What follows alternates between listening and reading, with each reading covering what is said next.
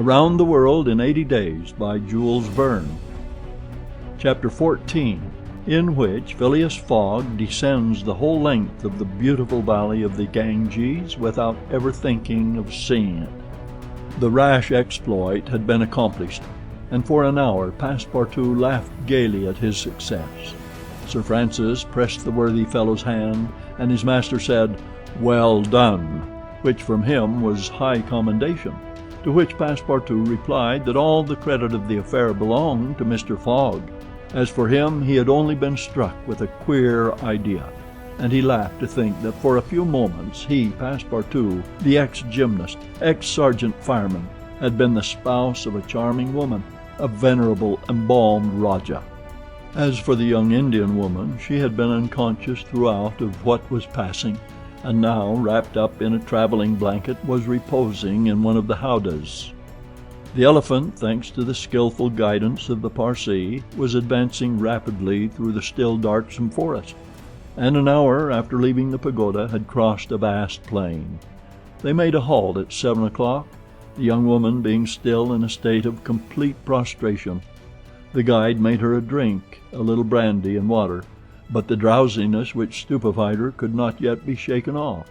Sir Francis, who was familiar with the effects of the intoxication produced by the fumes of hemp, reassured his companions on her account, but he was more disturbed at the prospect of her future fate. He told Phileas Fogg that should Aouda remain in India, she would inevitably fall again into the hands of her executioners. These fanatics were scattered throughout the country, and would, despite the English police, recover their victim at Madras, Bombay, or Calcutta. She would only be safe by quitting India forever. Phileas Fogg replied that he would reflect upon the matter. The station at Allahabad was reached about 10 o'clock, and the interrupted line of railway being resumed would enable them to reach Calcutta in less than 24 hours. Phileas Fogg would thus be able to arrive in time to take the steamer which left Calcutta the next day, October 25th, at noon, for Hong Kong. The young woman was placed in one of the waiting rooms of the station, whilst Passepartout was charged with purchasing for her various articles of toilette, a dress, shawl, and some furs, for which his master gave him unlimited credit. Passepartout started off forthwith, and found himself in the streets of Allahabad, that is, the City of God, one of the most venerated in India, being built at the junction of the two sacred rivers, Ganges and Jumna, the waters of which attract pilgrims from every part of the peninsula. The Ganges, according to the legends of the Ramayana, rises in heaven, whence, owing to Brahma's agency, it descends to the earth. Passepartout made it a point, as he made his purchases, to take a good look at the city. It was formerly defended by a noble fort, which has since become a state prison. Its commerce has dwindled away, and Passepartout in vain looked about him for such a bazaar as he used to frequent in Regent Street. At last he came upon an elderly, crusty Jew, who sold second-hand articles, and from whom he purchased a dress of Scotch stuff, a large mantle, and a fine otter-skin pelisse, for which he did not hesitate to pay £75. He then returned triumphantly to the station. The influence to which the priests of Pillagei had subjected Aouda began gradually to yield, and she became more herself, so that her fine eyes resumed all their soft Indian expression. When the poet-king Ukaf Udal celebrates the charms of the Queen Amanagara, he speaks thus: "Her shining tresses, divided in two parts, encircle the harmonious contour of her white and delicate cheeks, brilliant in their glow and freshness. Her ebony brows have the form and charm of the bow of Kama, the god of love, and beneath her long silken lashes the purest reflections and a celestial light swim, as in the sacred lakes of Himalaya, in the black pupils of her great clear eyes. Her teeth, fine, equal, and white, glitter between her smiling lips like dewdrops in a passion flower's half-enveloped breast. Her delicately formed ears, her vermilion hands, her little feet, curved and tender as the lotus bud, glitter with the brilliancy of the loveliest pearls of Ceylon, the most dazzling diamonds of Golconda. Her narrow and supple waist, which a hand may clasp around, sets forth the outline of her rounded figure and the beauty of her bosom, where youth in its flower displays the wealth of its treasures. And beneath the silken folds of her tunic she seems to have been modelled in pure silver by the godlike hand of Vikbarkarma, the immortal sculptor. It is enough to say, without applying this poetical rhapsody to Aouda, that she was a charming woman in all the European acceptation of the phrase. She spoke English with great purity, and the guide had not exaggerated in saying that the young Parsee had been transformed by her bringing up. The train was about to start from Allahabad, and Mr. Fogg proceeded to pay the guide the price agreed upon for his service, and not a farthing more, which astonished Passepartout, who remembered all that his master owed to the guide's devotion. He had indeed risked his life in the adventure at Pillagei, and if he should be caught afterwards by the Indians, he would with difficulty escape their vengeance. Kioni also must be disposed of. What should be done with the elephant, which had been so dearly purchased? Phileas Fogg had already determined this question. "Parsee," said he to the guide, "you have been serviceable and devoted. I have paid for your service, but not for your devotion. Would you like to have this elephant? He is yours." The guide's eyes glistened. "Your honor is giving me a fortune," cried he. "Take him, guide," returned Mr. Fogg, "and I shall still be your debtor." "Good!" exclaimed Passepartout. "Take him, friend. Kioni is a brave and faithful beast." And going up to the elephant he gave him several lumps of sugar, saying, "Here, Kioni, here, here." The elephant grunted out his satisfaction, and clasping Passepartout around the waist with his trunk, lifted him as high as his head. Passepartout, not in the least alarmed, caressed the animal, which replaced him gently on the ground. Soon after, Phileas Fogg, Sir Francis Cromarty, and Passepartout, installed in a carriage with Aouda, who had the best seat, were whirling at full speed towards Benares. It was a run of 80 miles, and was accomplished in 2 hours.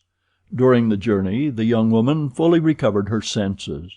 What was her astonishment to find herself in this carriage on the railway, dressed in European habiliments, and with travellers who were quite strangers to her. Her companions first set about fully reviving her with a little liquor, and then Sir Francis narrated to her what had passed, dwelling upon the courage with which Phileas Fogg had not hesitated to risk his life to save her, and recounting the happy sequel of the venture, the result of Passepartout's rash idea. Mr. Fogg said nothing, while Passepartout, abashed, kept repeating that it wasn't worth telling. Aouda pathetically thanked her deliverers, rather with tears than words. Her fine eyes interpreted her gratitude better than her lips. Then, as her thoughts strayed back to the scene of the sacrifice, and recalled the dangers which still menaced her, she shuddered with terror. Phileas Fogg understood what was passing in Aouda's mind, and offered, in order to reassure her, to escort her to Hong Kong, where she might remain safely until the affair was hushed up, an offer which she eagerly and gratefully accepted. She had, it seems, a Parsee relation who was one of the principal merchants of Hong Kong, which is wholly an English city, though on an island on the Chinese coast. At 12:30 the train stopped at Benares. The Brahmin legends assert that this city is built on the site of the ancient Kasi, which, like Mahomet's tomb, was once suspended between heaven and earth. Though the Benares of today, which the Orientalists call the Athens of India, stands quite unpoetically on the solid earth, Passepartout caught glimpses of its brick houses and clay huts, giving an aspect of desolation to the place as the train entered it. Benares was Sir Francis Cromarty's destination, the troops he was rejoining being encamped some miles northward of the city. He bade adieu to Phileas Fogg, wishing him all success, and expressing the hope that he would come that way again in a less original but more profitable fashion. Mr. Fogg lightly pressed him by the hand. The parting of Aouda, who did not forget what she owed to Sir Francis, betrayed more warmth, and as for Passepartout, he received a hearty shake of the hand from the gallant general. The railway, on leaving Benares, passed for a while along the valley of the Ganges. Through the windows of their carriage the travellers had glimpses of the diversified landscape of Bihar, with its mountains clothed in verdure, its fields of barley, wheat, and corn, its jungles peopled with green alligators, its neat villages, and its still thickly leaved forests. Elephants were bathing in the waters of the sacred river, and groups of Indians, despite the advanced season and chilly air, were performing solemnly their pious ablutions. These were fervent Brahmins, the bitterest foes of Buddhism, their deities being Vishnu, the solar god, Shiva, the divine impersonation of natural forces, and Brahma, the supreme ruler of priests and legislators. What would these divinities think of India, anglicized as it is today, with steamers whistling and scudding along the Ganges, frightening the gulls which float upon its surface, the turtles swarming along its banks, and the faithful dwelling upon its borders?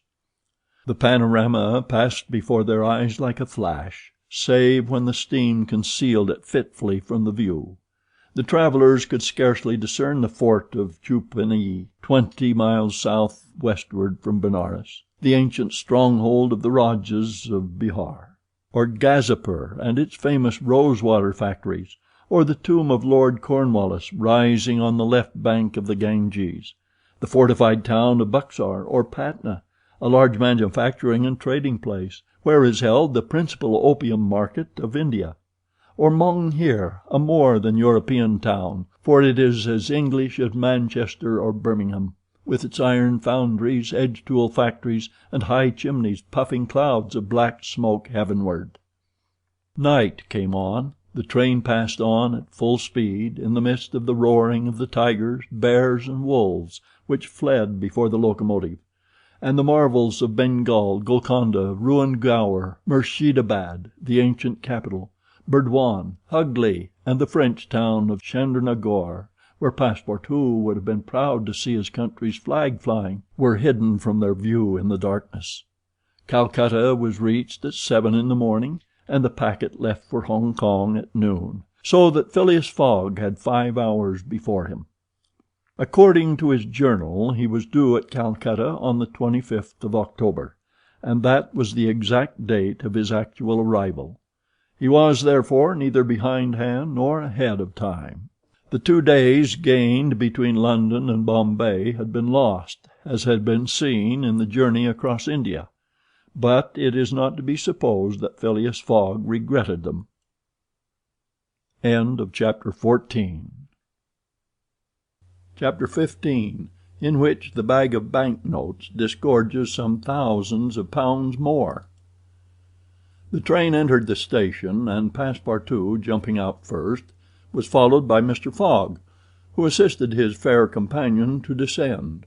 Phileas Fogg intended to proceed at once to the Hong Kong steamer, in order to get Aouda comfortably settled for the voyage. He was unwilling to leave her while they were still on dangerous ground. Just as he was leaving the station, a policeman came up to him and said, "Mr. Phileas Fogg?" "I am he." "Is this man your servant?" added the policeman, pointing to Passepartout. "Yes." "Be so good, both of you, as to follow me." Mr. Fogg betrayed no surprise whatever. The policeman was a representative of the law, and law is sacred to an Englishman.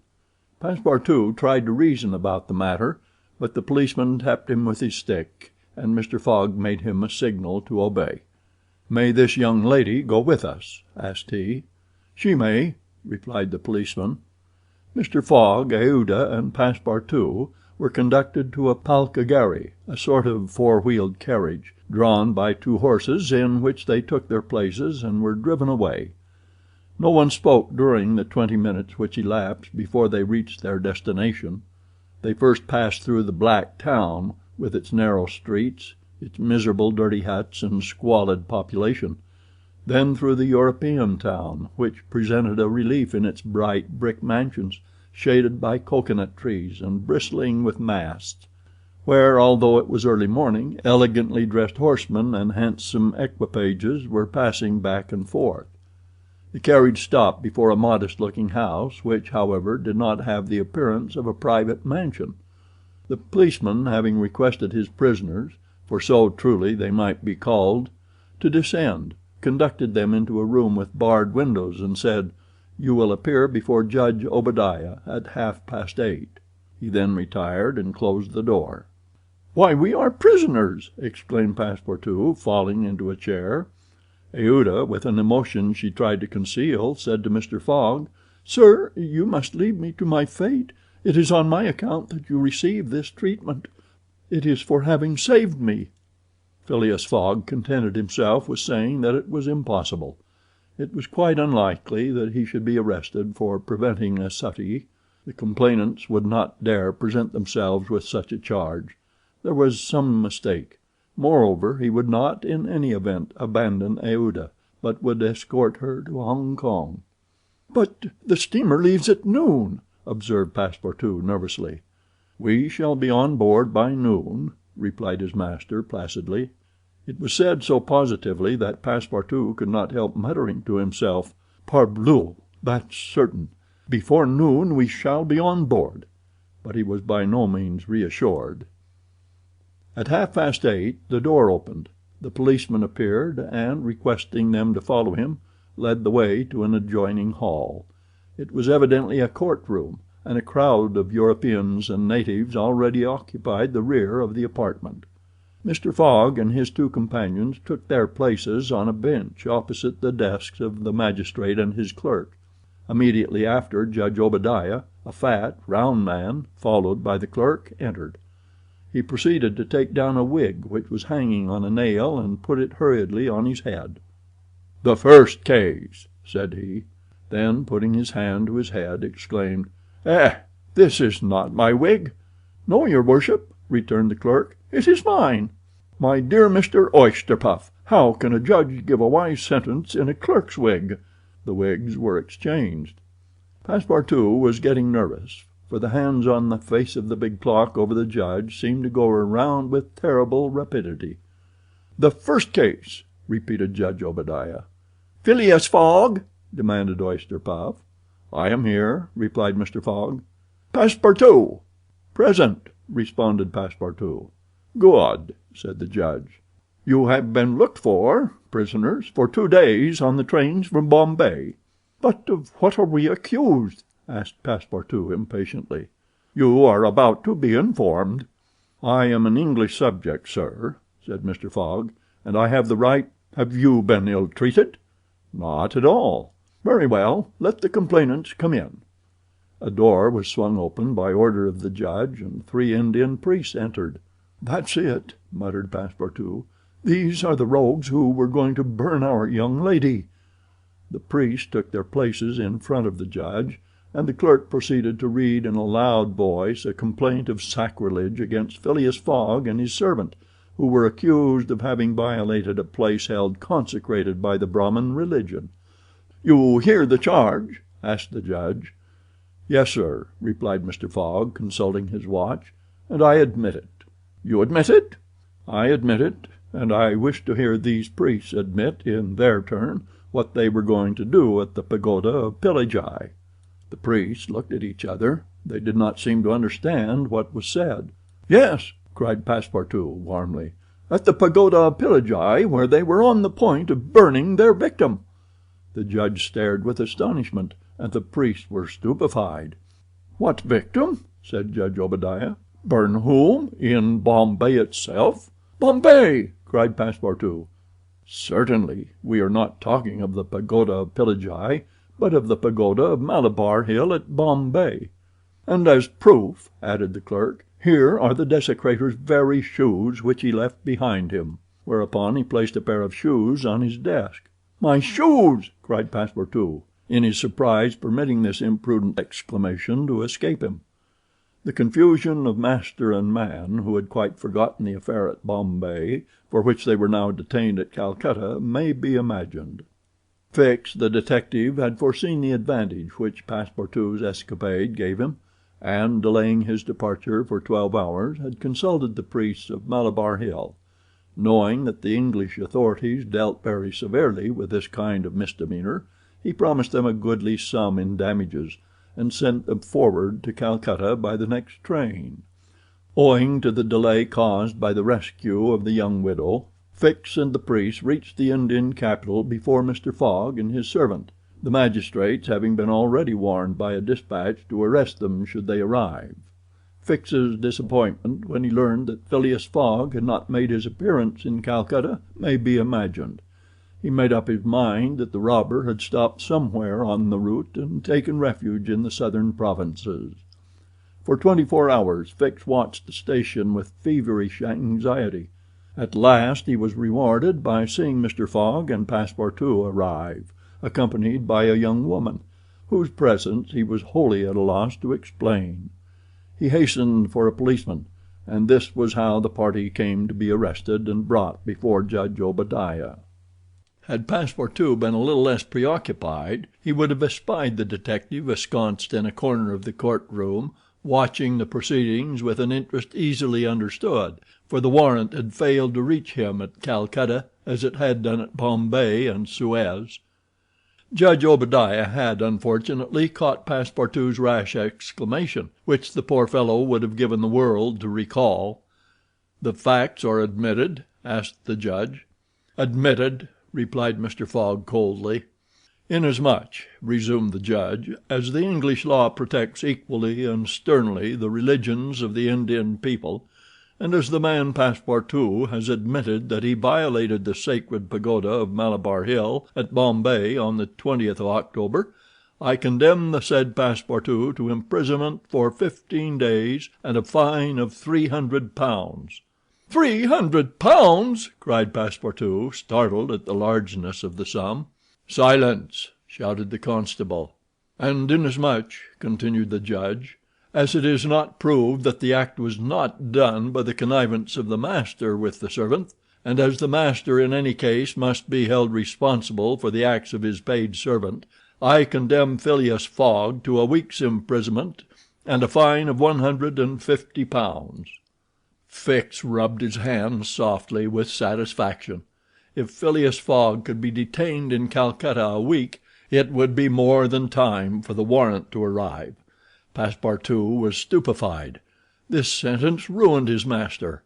A wager of £20,000 lost because he, like a precious fool, had gone into that abominable pagoda. Phileas Fogg, as self-composed as if the judgment did not in the least concern him, did not even lift his eyebrows while it was being pronounced. Just as the clerk was calling the next case, he rose and said, "I offer bail." "You have that right," returned the judge. Fix's blood ran cold, but he resumed his composure when he heard the judge announce that the bail required for each prisoner would be £1,000. "I will pay it at once," said Mr. Fogg, taking a roll of bank bills from the carpet bag which Passepartout had by him, and placing them on the clerk's desk. "This sum will be restored to you upon your release from prison," said the judge. "Meanwhile you are liberated on bail." "Come," said Phileas Fogg to his servant. "But let them at least give me back my shoes," cried Passepartout angrily. "Ah, these are pretty dear shoes," he muttered as they were handed to him. "More than £1,000 apiece. Besides, they pinch my feet." Mr. Fogg, offering his arm to Aouda, then departed, followed by the crestfallen Passepartout. Fix still nourished hopes that the robber would not, after all, leave the £2,000 behind him, but would decide to serve out his week in jail, and issued forth on Mr. Fogg's traces. That gentleman took a carriage, and the party were soon landed on one of the quays. The Rangoon was moored half a mile off in the harbor, its signal of departure hoisted at the masthead. 11 o'clock was striking. Mr. Fogg was an hour in advance of time. Fix saw them leave the carriage and push off in a boat for the steamer, and stamped his feet with disappointment. "The rascal is off after all," he exclaimed. £2,000 sacrificed. He's as prodigal as a thief.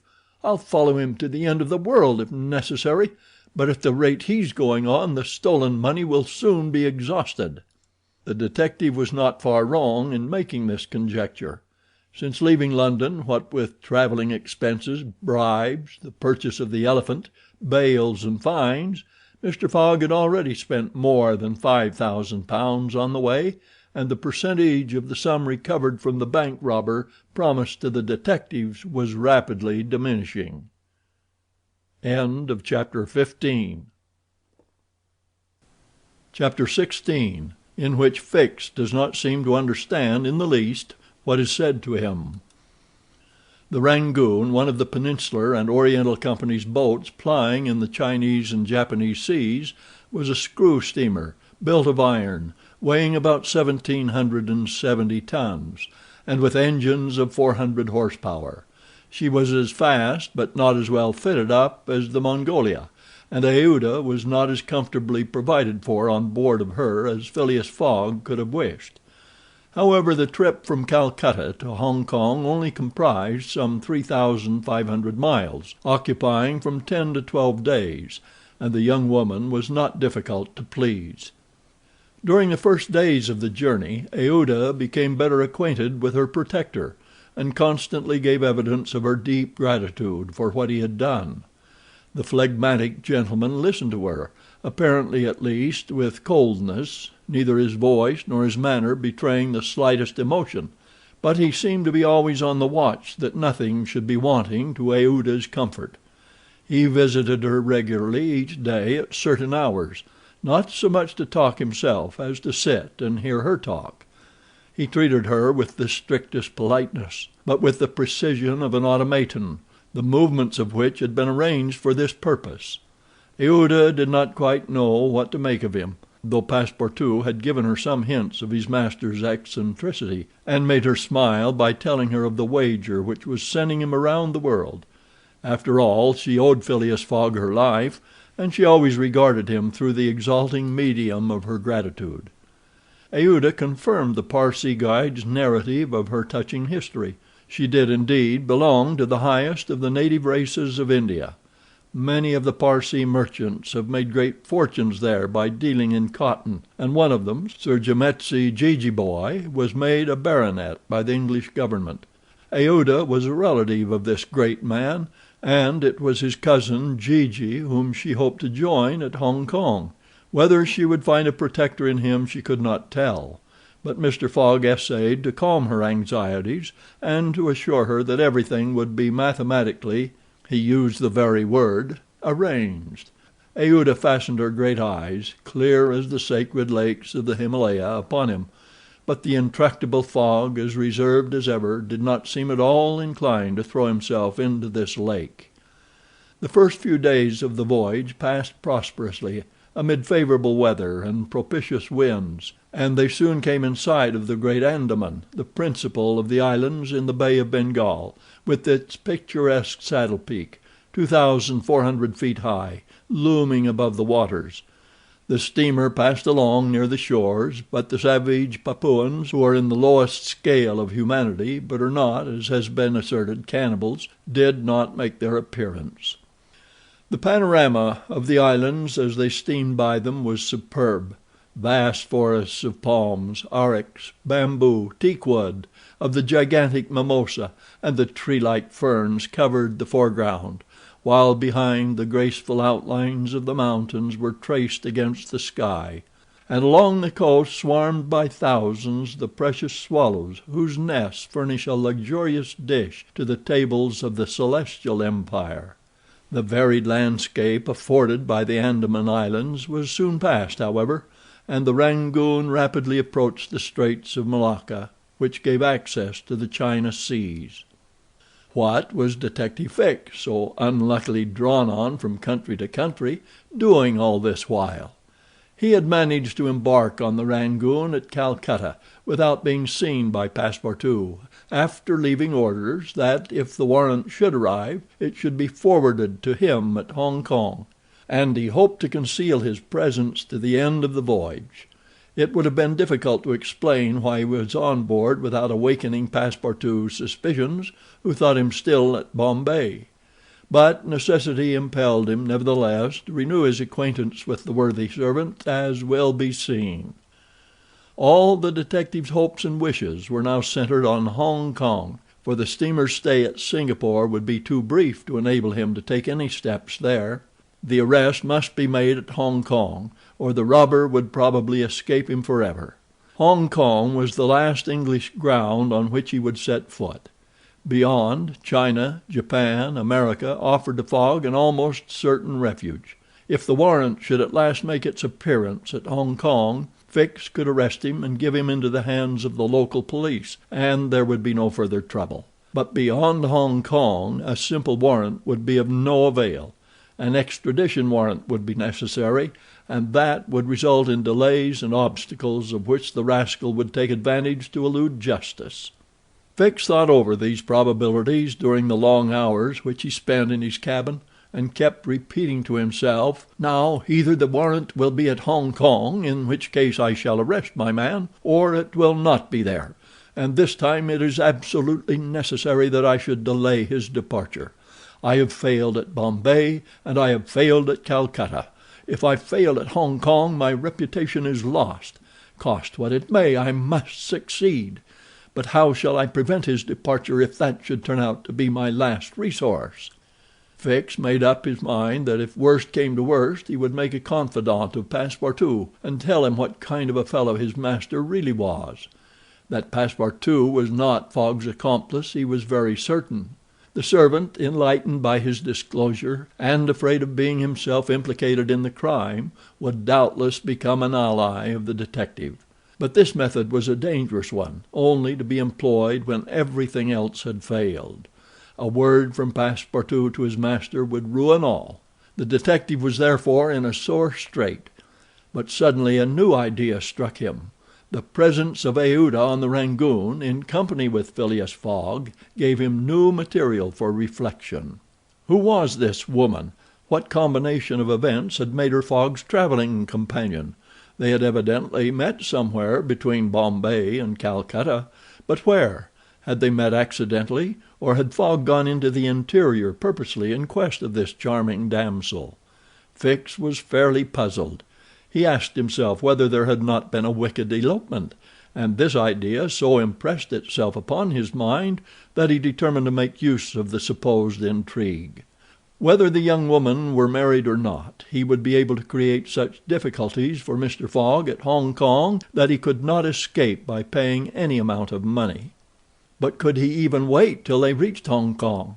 Fogg had an abominable way of jumping from one boat to another, and before anything could be effected might get full under way again for Yokohama. Fix decided that he must warn the English authorities, and signal the Rangoon before her arrival. This was easy to do, since the steamer stopped at Singapore, whence there is a telegraphic wire to Hong Kong. He finally resolved, moreover, before acting more positively, to question Passepartout.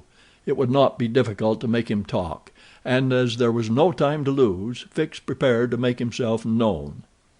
It was now the 30th of October, and on the following day the Rangoon was due at Singapore. Fix emerged from his cabin and went on deck. Passepartout was promenading up and down in the forward part of the steamer. The detective rushed forward with every appearance of extreme surprise, and exclaimed, "You are here on the Rangoon!" "What, Monsieur Fix, are you on board?" returned the really astonished Passepartout, recognizing his crony of the Mongolia. "Why, I left you at Bombay, and here you are on the way to Hong Kong. Are you going round the world too?" "No, no," replied Fix. "I shall stop at Hong Kong, at least for some days." Said Passepartout, who seemed for an instant perplexed. "But how is it I have not seen you on board since we left Calcutta?" "Oh, a trifle of seasickness. I've been staying in my berth. The Gulf of Bengal does not agree with me as well as the Indian Ocean. And how is Mr. Fogg?" "As well and as punctual as ever, not a day behind time. But, Monsieur Fix, you don't know that we have a young lady with us." "A young lady?" replied the detective, not seeming to comprehend what was said. Passepartout thereupon recounted Aouda's history, the affair at the Bombay Pagoda, the purchase of the elephant for £2,000, the rescue, the arrest, and sentence of the Calcutta court, and the restoration of Mr. Fogg and himself to liberty on bail. Fix, who was familiar with the last events, seemed to be equally ignorant of all that Passepartout related, and the latter was charmed to find so interested a listener. "But does your master propose to carry this young woman to Europe?" "Not at all. We are simply going to place her under the protection of one of her relatives, a rich merchant at Hong Kong." "Nothing to be done there," said Fix to himself, concealing his disappointment. "A glass of gin, Mr. Passepartout?" "Willingly, Monsieur Fix. We must at least have a friendly glass on board the Rangoon."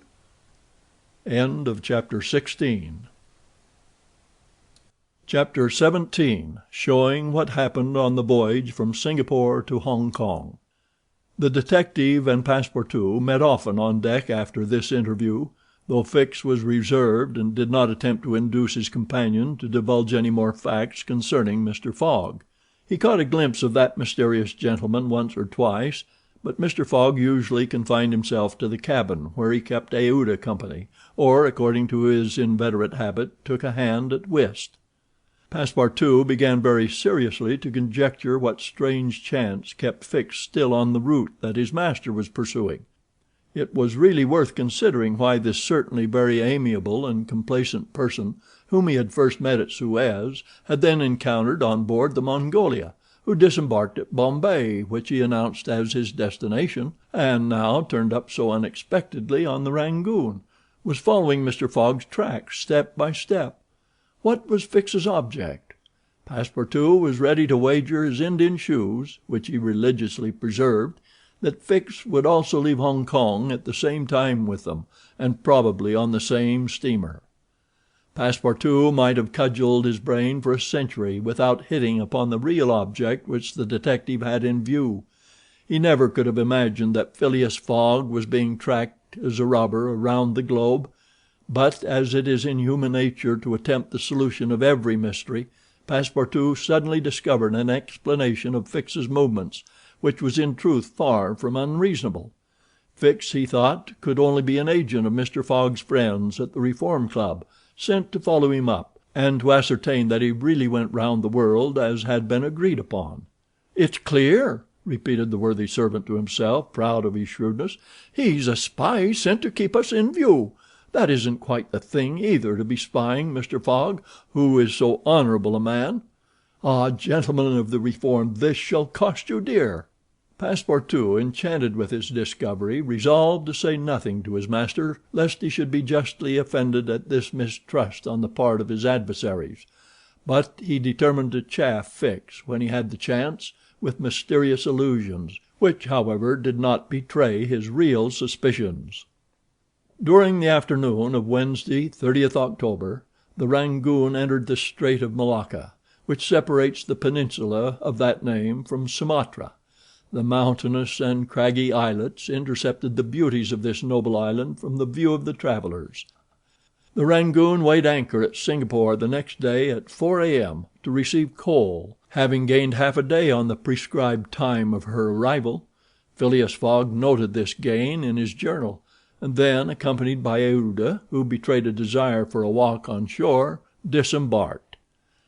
Fix, who suspected Mr. Fogg's every movement, followed them cautiously, without being himself perceived, while Passepartout, laughing in his sleeve at Fix's manoeuvres, went about his usual errands.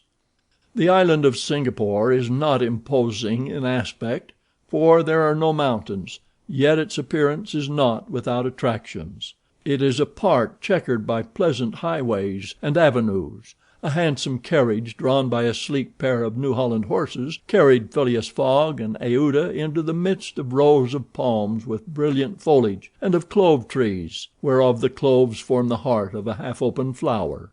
Pepper plants replaced the prickly hedges of European fields. Sago bushes, large ferns with gorgeous branches varied the aspect of this tropical clime, while nutmeg trees in full foliage filled the air with a penetrating perfume. Agile and grinning bands of monkeys skipped about in the trees, nor were tigers wanting in the jungles. After a drive of 2 hours through the country, Aouda and Mr. Fogg returned to the town, which is a vast collection of heavy-looking, irregular houses, surrounded by charming gardens, rich in tropical fruits and plants, and at 10 o'clock they re-embarked, closely followed by the detective, who had kept them constantly in sight. Passepartout, who had been purchasing several dozen mangoes, a fruit as large as good-sized apples, of a dark brown color outside and a bright red within, and whose white pulp melting in the mouth affords gourmands a delicious sensation, was waiting for them on deck. He was only too glad to offer some mangoes to Aouda, who thanked him very gracefully for them. At 11 o'clock the Rangoon rode out of Singapore harbor, and in a few hours the high mountains of Malacca, with their forests inhabited by the most beautifully furred tigers in the world, were lost to view.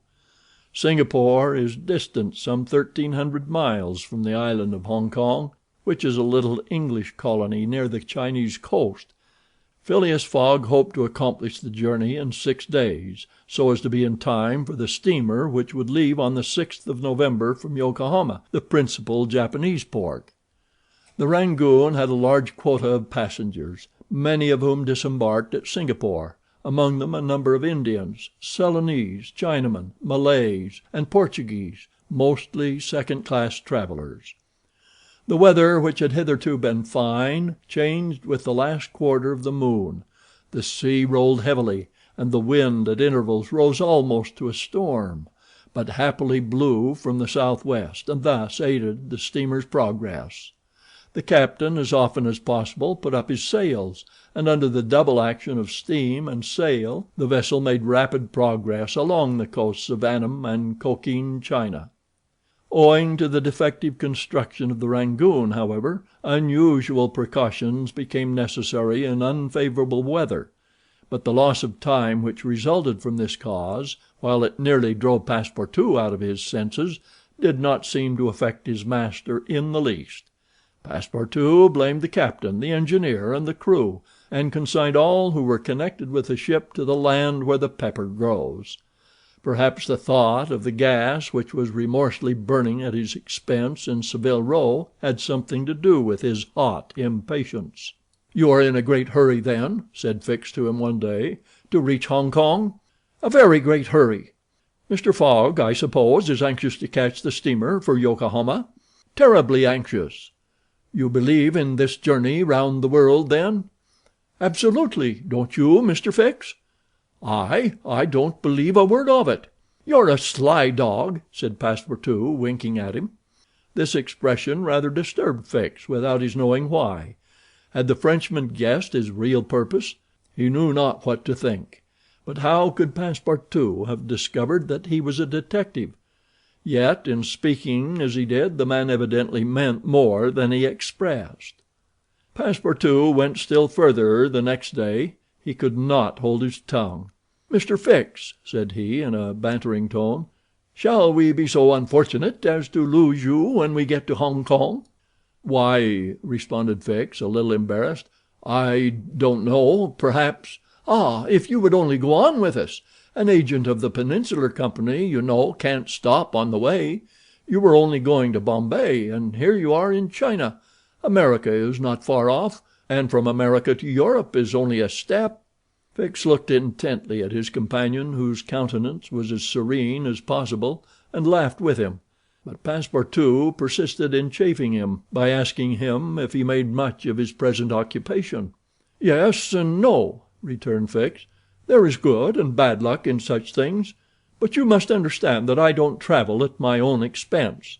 "Oh, I am quite sure of that," cried Passepartout, laughing heartily. Fix, fairly puzzled, descended to his cabin and gave himself up to his reflections. He was evidently suspected. Somehow or other the Frenchman had found out that he was a detective, but had he told his master? What part was he playing in all this? Was he an accomplice or not? Was the game then up? Fix spent several hours turning these things over in his mind, sometimes thinking that all was lost, then persuading himself that Fogg was ignorant of his presence, and then undecided what course it was best to take. Nevertheless, he preserved his coolness of mind, and at last resolved to deal plainly with Passepartout. If he did not find it practicable to arrest Fogg at Hong Kong, and if Fogg made preparations to leave that last foothold of English territory, he, Fix, would tell Passepartout all.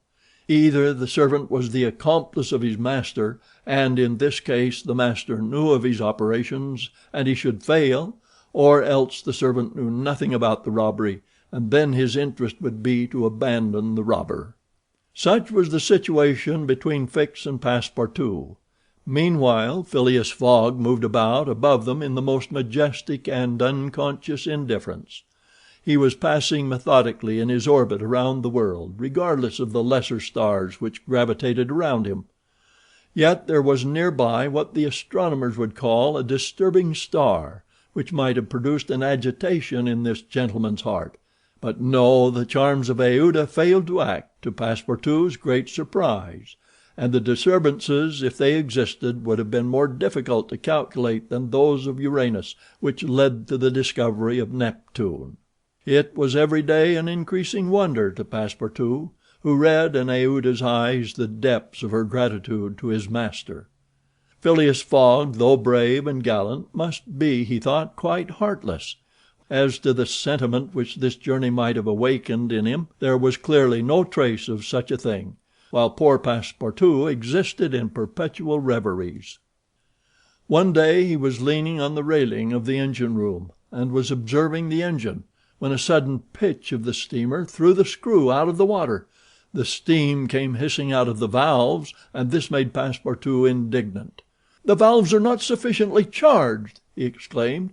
"We are not going. Oh, these English! If this was an American craft we should blow up perhaps, but we should at all events go faster."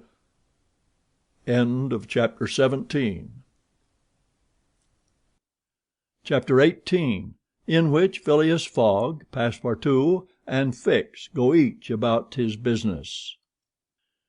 The weather was bad during the latter days of the voyage. The wind, obstinately remaining in the northwest, blew a gale and retarded the steamer. The Rangoon rolled heavily, and the passengers became impatient of the long, monstrous waves which the wind raised before their path. A sort of tempest arose on the 3rd of November, the squall knocking the vessel about with fury, and the waves running high. The Rangoon reefed all her sails, and even the rigging proved too much, whistling and shaking amid the squall. The steamer was forced to proceed slowly, and the captain estimated that she would reach Hong Kong 20 hours behind time, and more if the storm lasted. Phileas Fogg gazed at the tempestuous sea, which seemed to be struggling especially to delay him, with his habitual tranquility. He never changed countenance for an instant, though a delay of 20 hours, by making him too late for the Yokohama boat, would almost inevitably cause the loss of the wager. But this man of nerve manifested neither impatience nor annoyance. It seemed as if the storm were a part of his programme, and had been foreseen. Aouda was amazed to find him as calm as he had been from the first time she saw him. Fix did not look at the state of things in the same light. The storm greatly pleased him. His satisfaction would have been complete had the Rangoon been forced to retreat before the violence of wind and waves. Each delay filled him with hope, for it became more and more probable that Fogg would be obliged to remain some days at Hong Kong, and now the heavens themselves became his allies with the gusts and squalls. It mattered not that they made him seasick. He made no account of this inconvenience, and whilst his body was writhing under their effects, his spirit bounded with hopeful exultation. Passepartout was enraged beyond expression by the unpropitious weather. Everything had gone so well till now. Earth and sea had seemed to be at his master's service. Steamers and railways obeyed him. Wind and steam united to speed his journey. Had the hour of adversity come? Passepartout was as much excited as if the £20,000 were to come from his own pocket. The storm exasperated him, the gale made him furious, and he longed to lash the obstinate sea into obedience. Poor fellow! Fix carefully concealed from him his own satisfaction, for had he betrayed it, Passepartout could scarcely have restrained himself from personal violence. Passepartout remained on deck as long as the tempest lasted, being unable to remain quiet below, and taking it into his head to aid the progress of the ship by lending a hand with the crew. He overwhelmed the captain, officers, and sailors, who could not help laughing at his impatience, with all sorts of questions. He wanted to know exactly how long the storm was going to last, whereupon he was referred to the barometer, which seemed to have no intention of rising. Passepartout shook it, but with no perceptible effect. for neither shaking nor maledictions could prevail upon it to change its mind. On the 4th, however, the sea became more calm, and the storm lessened its violence. The wind veered southward and was once more favorable. Passepartout cleared up with the weather. Some of the sails were unfurled, and the Rangoon resumed its most rapid speed. The time lost could not, however, be regained. Land was not signaled until 5 o'clock on the morning of the 6th. The steamer was due on the 5th. Phileas Fogg was 24 hours behindhand, and the Yokohama steamer would, of course, be missed. The pilot went on board at 6 and took his place on the bridge to guide the Rangoon through the channels to the port of Hong Kong. Passepartout longed to ask him if the steamer had left for Yokohama, but he dared not, for he wished to preserve the spark of hope which still remained till the last moment. He had confided his anxiety to Fix, who, the sly rascal, tried to console him by saying that Mr. Fogg would be in time if he took the next boat, but this only put Passepartout in a passion. Mr. Fogg, bolder than his servant, did not hesitate to approach the pilot and tranquilly ask him if he knew when a steamer would leave Hong Kong for Yokohama. "At high tide tomorrow morning," answered the pilot. "Ah," said Mr. Fogg, without betraying any astonishment. Passepartout, who heard what passed, would willingly have embraced the pilot, while Fix would have been glad to twist his neck. "What is the steamer's name?" asked Mr. Fogg. "The Carnatic." "Ought she not to have gone yesterday?" "Yes, sir, but they had to repair one of her boilers, and so her departure was postponed till tomorrow." "Thank you," returned Mr. Fogg, descending mathematically to the saloon. Passepartout clasped the pilot's hand and shook it heartily in his delight, exclaiming, "Pilot, you are the best of good fellows." The pilot probably does not know to this day why his responses won him this enthusiastic greeting. He remounted the bridge and guided the steamer through the flotilla of junks, tankas, and fishing boats which crowd the harbor of Hong Kong. At 1 o'clock the Rangoon was at the quay, and the passengers were going ashore. Chance had strangely favored Phileas Fogg, for had not the Carnatic been forced to lie over for repairing her boilers, she would have left on the 6th of November, and the passengers for Japan would have been obliged to await for a week the sailing of the next steamer. Mr. Fogg was, it is true, 24 hours behind his time, but this could not seriously imperil the remainder of his tour. The steamer which crossed the Pacific from Yokohama to San Francisco made a direct connection with that from Hong Kong, and it could not sail until the latter reached Yokohama, and if Mr. Fogg was 24 hours late on reaching Yokohama, this time would no doubt be easily regained in the voyage of 22 days across the Pacific. He found himself then about 24 hours behindhand, 35 days after leaving London. The Carnatic was announced to leave Hong Kong at 5 the next morning. Mr. Fogg had 16 hours in which to attend to his business there, which was to deposit Aouda safely with her wealthy relative. On landing he conducted her to a palanquin, in which they repaired to the club hotel. A room was engaged for the young woman, and Mr. Fogg, after seeing that she wanted for nothing, set out in search of her cousin Gigi. He instructed Passepartout to remain at the hotel until his return, that Aouda might not be left entirely alone. Mr. Fogg repaired to the Exchange, where, he did not doubt, everyone would know so wealthy and considerable a personage as the Parsee merchant. Meeting a broker, he made the inquiry, to learn that Gigi had left China 2 years before, and retiring from business with an immense fortune had taken up his residence in Europe, in Holland, the broker thought, with the merchants of which country he had principally traded. Phileas Fogg returned to the hotel, begged a moment's conversation with Aouda, and without more ado apprised her that Gigi was no longer at Hong Kong, but probably in Holland. Aouda at first said nothing. She passed her hand across her forehead, and reflected a few moments. Then, in her sweet, soft voice, she said, "What ought I to do, Mr. Fogg?" "It is very simple," responded the gentleman. "Go on to Europe." "But I cannot intrude." You do not intrude, nor do you in the least embarrass my project. Passepartout, monsieur, go to the Carnatic and engage 3 cabins." Passepartout, delighted that the young woman, who was very gracious to him, was going to continue the journey with them, went off at a brisk gait to obey his master's order.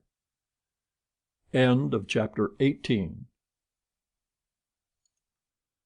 19, in which Passepartout takes a too great interest in his master, and what comes of it. Hong Kong is an island which came into the possession of the English by the Treaty of Nanking after the War of 1842, and the colonizing genius of the English has created upon it an important city and an excellent port. The island is situated at the mouth of the Canton River, and is separated by about 60 miles from the Portuguese town of Macao, on the opposite coast. Hong Kong has beaten Macao in the struggle for the Chinese trade, and now the greater part of the transportation of Chinese goods finds its depot at the former place.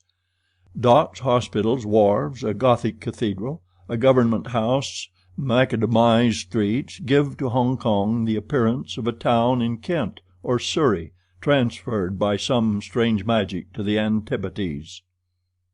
Passepartout wandered with his hands in his pockets towards the Victoria port, gazing as he went at the curious palanquins and other modes of conveyance, and the groups of Chinese, Japanese, and Europeans who passed to and fro in the streets.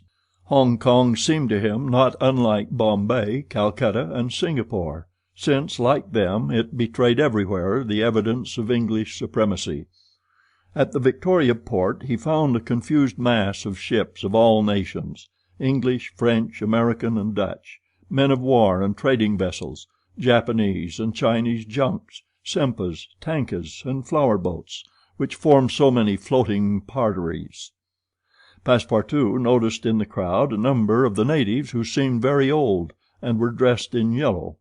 On going into a barber's to get shaved, he learned that these ancient men were all at least 80 years old, at which age they are permitted to wear yellow, which is the imperial color.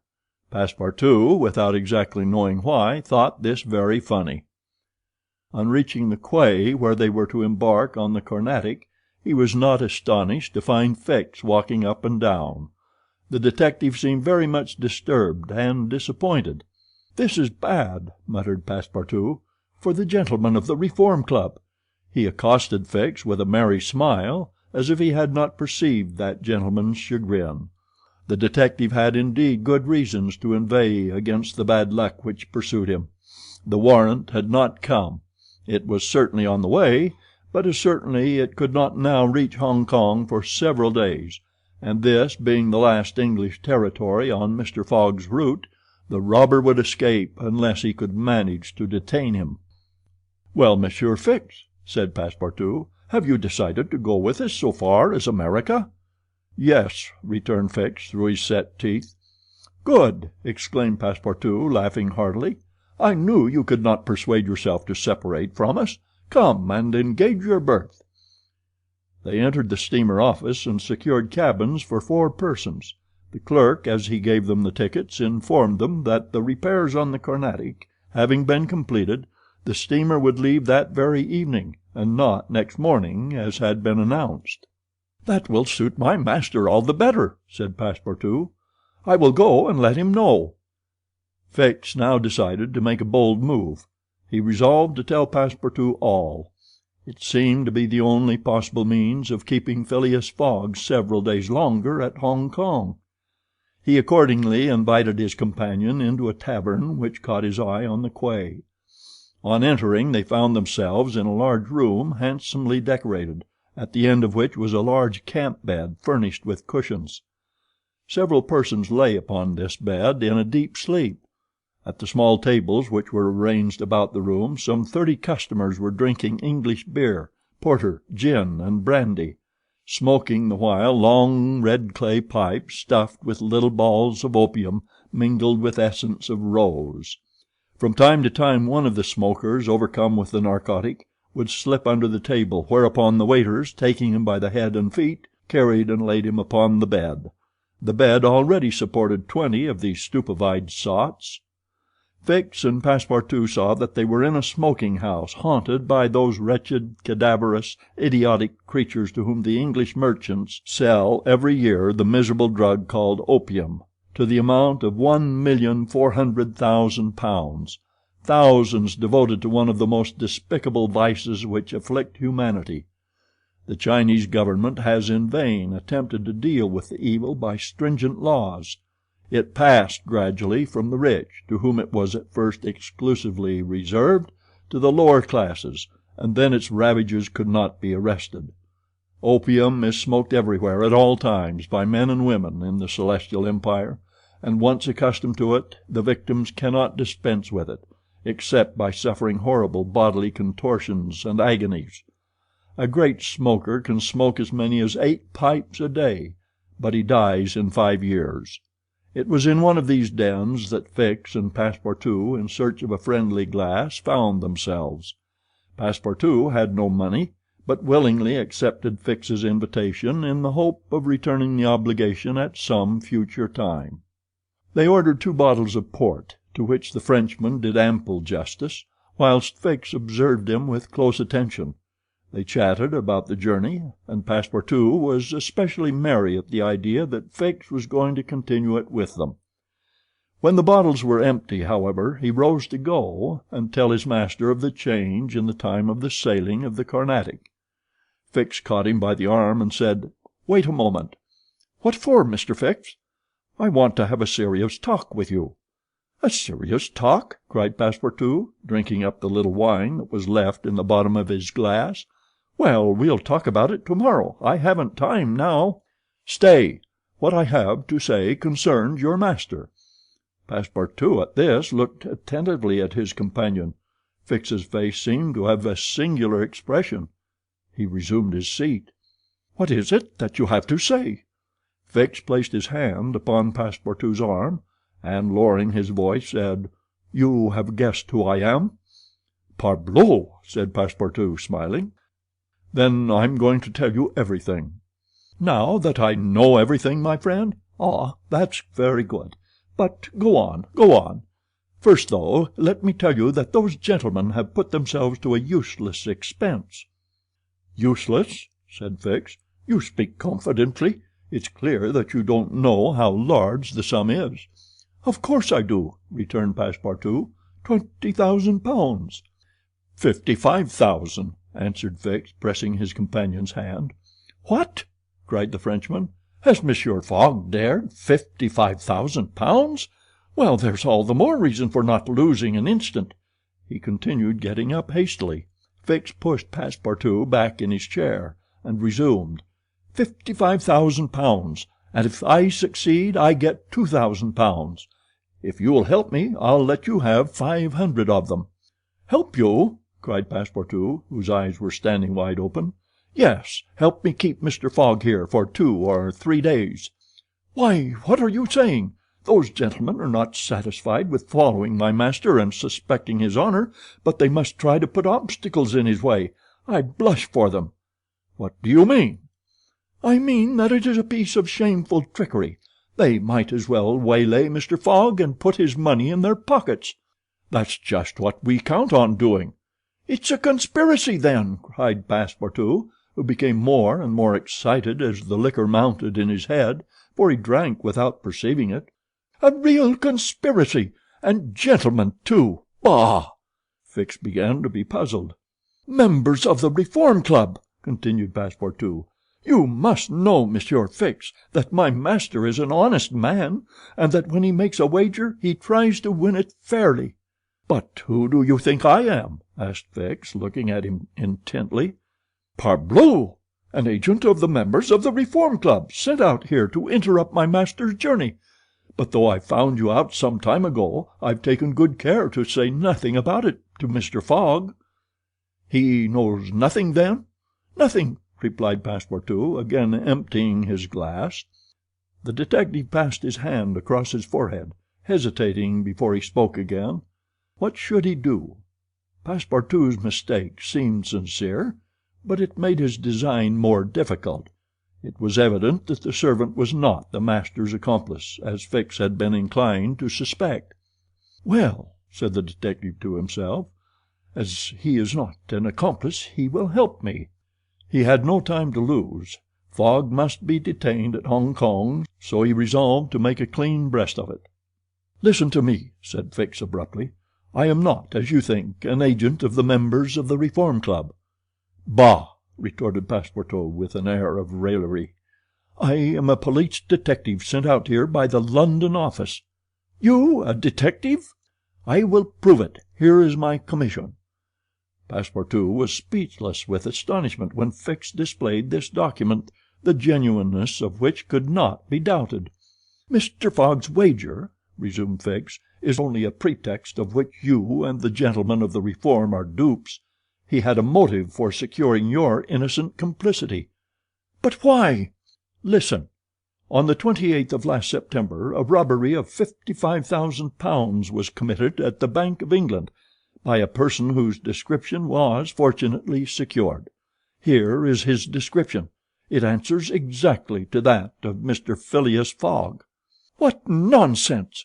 cried Passepartout, striking the table with his fist. "My master is the most honorable of men."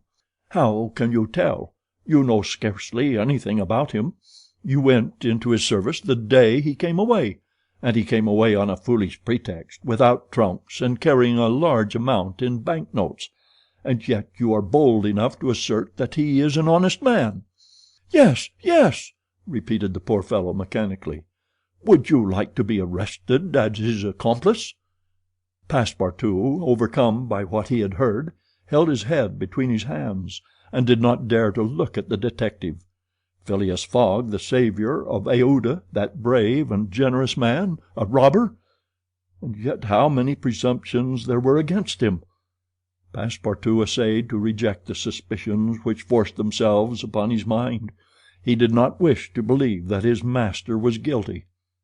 "Well, what do you want of me?" said he at last, with an effort. "See here," replied Fix, "I have tracked Mr. Fogg to this place, but as yet I have failed to receive the warrant of arrest for which I sent to London. You must help me to keep him here in Hong Kong." "But I—" "I will share with you the £2,000 reward offered by the Bank of England." "Never!" replied Passepartout, who tried to rise, but fell back, exhausted in mind and body. "Mr. Fix," he stammered, "even should what you say be true, if my master is really the robber you are seeking for, which I deny, I am in his service. I have seen his generosity and goodness, and I will never betray him, not for all the gold in the world. I come from a village where they don't eat that kind of bread." "You refuse?" "I refuse." "Consider that I've said nothing," said Fix, "and let us drink." "Yes, let us drink." Passepartout felt himself yielding more and more to the effects of the liquor. Fix, seeing that he must, at all hazards, be separated from his master, wished to entirely overcome him. Some pipes full of opium lay upon the table. Fix slipped one into Passepartout's hand. He took it, put it between his lips, lit it, drew several puffs, and his head, becoming heavy under the influence of the narcotic, fell upon the table. "At last," said Fix, seeing Passepartout unconscious, "Mr. Fogg will not be informed of the Carnatic's departure, and if he is he will have to go without this cursed Frenchman." And after paying his bill, Fix left the tavern. End of chapter 19.